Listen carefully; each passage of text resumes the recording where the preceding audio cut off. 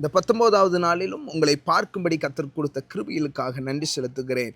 தொடர்ந்து 19, 20, 21 இந்த 3 நாட்களும் எதை குறித்து நாம் தியானிக்க போகிறோம் என்றால், 1 ராஜாக்களின் புஸ்தகம் 16வது அதிகாரத்தில் யெசபேல் என்கிறதான ஒரு ஆகாப்பினுடைய மனைவி, இஸ்ரவேல் ராஜாவாய் இருந்த ஆகாப்பினுடைய மனைவியை குறித்து, அவர்கள் மூலமாய் செயல்பட்ட சர்ப்பத்தின் ஆதிக்கத்தை குறித்தும் நம்ம வேதத்தில் தியானிக்க போகிறோம். ஒன்று நீங்கள் புரிந்து கொள்ள வேண்டும்.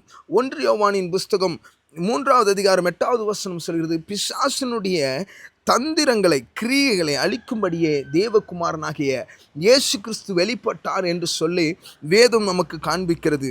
இந்த 2வது அதிகாரம் வெளிப்படுத்தின விசேஷத்தில் நீங்கள் திருப்பி பார்ப்பீங்க என்றால், யெசபேலினுடைய ஆவியை குறித்து வேதம் சொல்கிறது. யெசபேல் என்னும் ஸ்திரீயானவள் வஞ்சிக்கும்படி நீ அவளுக்கு இடம் கொடுக்கிறாய் என்று சொல்லி ஒரு சபையை குறித்து சொல்லப்பட்ட வார்த்தையை நம்ம பார்க்கிறோம். இந்த யெசபேலினுடைய ஆவி என்னென்ன காரியத்தை செய்யுது அப்படின்னு சொல்லி ஒரு 9 காரியத்தை நம்ம பார்க்க போகிறோம். ஒன்று, அந்த ஆவி என்ன ஆவி அப்படின்னா வேசித்தனத்தின் ஆவி.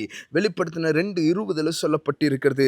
பெருமையின் ஆவி என்று ராஜாக்களில் சொல்லப்பட்டிருக்கிறது. உலகத்தின் ஆவி, விக்கிரகத்தின் ஆவி, தாறுமாறான ஆவி, வஞ்சிக்கிற ஆவி, எரிச்சலின் ஆவி, பயத்தின் ஆவி, கடைசிய 9 சோர்வாக்கக்கூடிய ஆவி. அது நம்ம வாழ்க்கையில் நிறைய நேரத்தில் ஏன் சோர்வாக இருக்கிற, என்னப்பா பிரச்சனைன்னு கேட்டாங்கன்னா, சிலர் என்ன சொல்லுவாங்கன்னா, ஒன்றும் இல்லை, என்னன்னே தெரியல, ஆனால் சோர்வாக இருக்குது. இது எந்த விதத்தில் இந்த பதிலை நம்ம அங்கீகரிப்பது என்று தெரியாது. சில நேரத்தில் சோர்வுகள் நம்மை நெருக்கி கொண்டே இருக்கும்.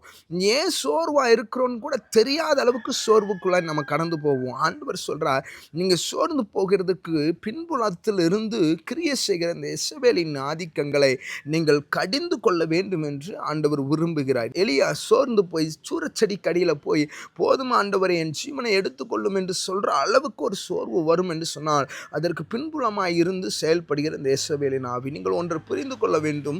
யெசபேல் ஆவி என்றால் அது ஒரு பெண்மணியின் மூலமாய் செயல்பட்ட ஆவி அல்ல. ஏவாளை வஞ்சித்ததான வலு சர்ப்பம் தான் இந்த யெசபேலுக்குள்ளாக இருந்து செயல்படுகிறது.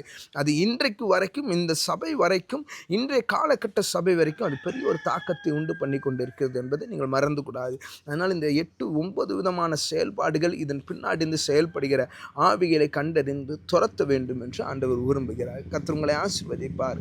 ஆமென்.